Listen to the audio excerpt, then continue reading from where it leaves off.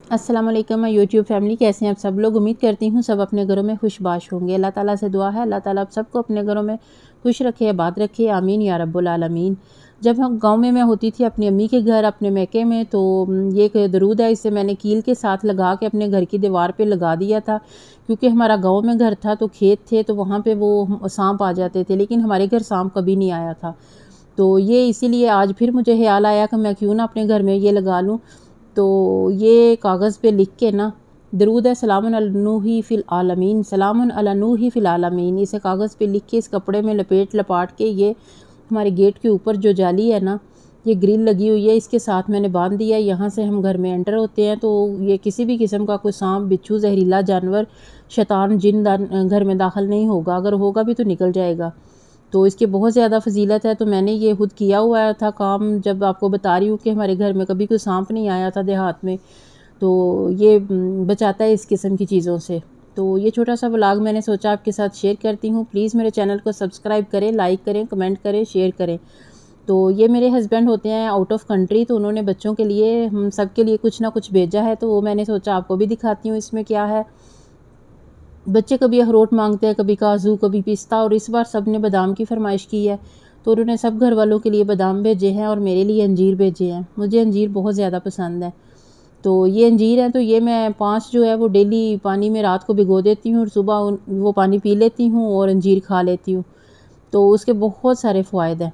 तो इसमें कुछ बादाम भी मैं भिगो देती हूँ, वो भी हम खा लेते हैं।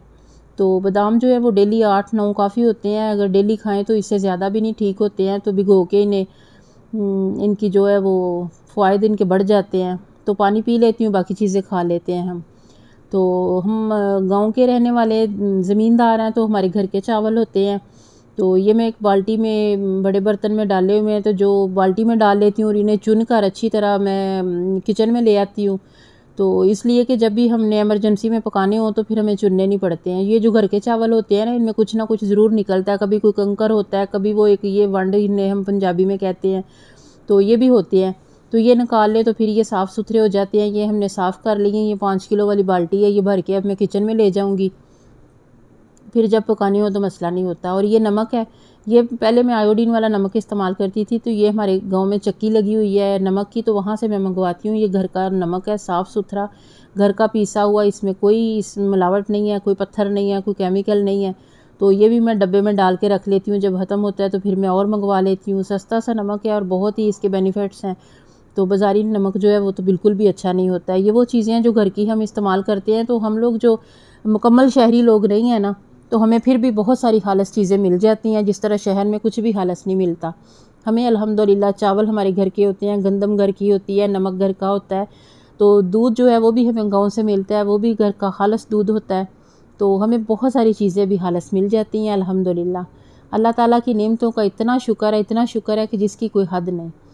तो ये मैंने ना कुछ टमाटर फ्रीज़ किए हुए थे, तो जब ये टमाटर बहुत सस्ते होते हैं तो मैं फ्रीज़ कर लेती हूँ। तो बिजली गई जब, तो ये इनकी हालत ऐसे ही हो गई, तो मैंने इन्हें निकाला। मैंने सोचा अब मैं इनकी प्योरी बना के रखती हूँ, क्योंकि गोश्त जो है वो फ्रिज में रखना था, तो जगह ज़रा कम हो जाएगी, दूसरा इन्हें पीसना बनाना आसान होता है। तो ये टमाटर मैंने बर्फ़ में जमे हुए निकाले हैं। इन्हें एक देगची में पानी डाल के तो उबाल लेना है। ये अच्छी तरह इनमें से ना सारे टमाटर हमने निकाल लेने हैं। अब तो टमाटर ईद की वजह से काफ़ी ज़्यादा महंगे हो गए हैं। तो ये देखिए, ये हमने इन्हें अच्छी तरह पानी से धो लिया और मैंने इन्हें देगची में ना उबलने के लिए रख दिया है।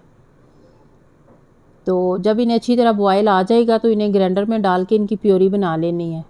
ये देखिए बहुत अच्छी तरह ये गल गए हैं।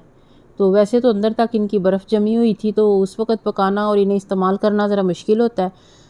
तो मैंने बहुत ज़्यादा लिए थे, उस वक़्त प्योरी बनाना इनकी ज़रा मुश्किल थी। तो अब मैंने कहा चलो इन्हें महफूज़ करते हैं। तो ये ग्राइंडर में मैं डालती जा रही हूँ और इसकी जो पेस्ट बना लेना है अच्छी तरह। फिर इसे इस्तेमाल करना बहुत आसान होता है। जितना भी आपने इस्तेमाल करना है, चावलों में डालें, सालन में डालें, तो वो मेहनत नहीं करनी पड़ती है। तो ये छोटी छोटी जो टिप्स एंड ट्रिक्स हैं, ये हम ख़वातीन जो है ये हमारे लिए बड़ी मुफीद साबित होती हैं।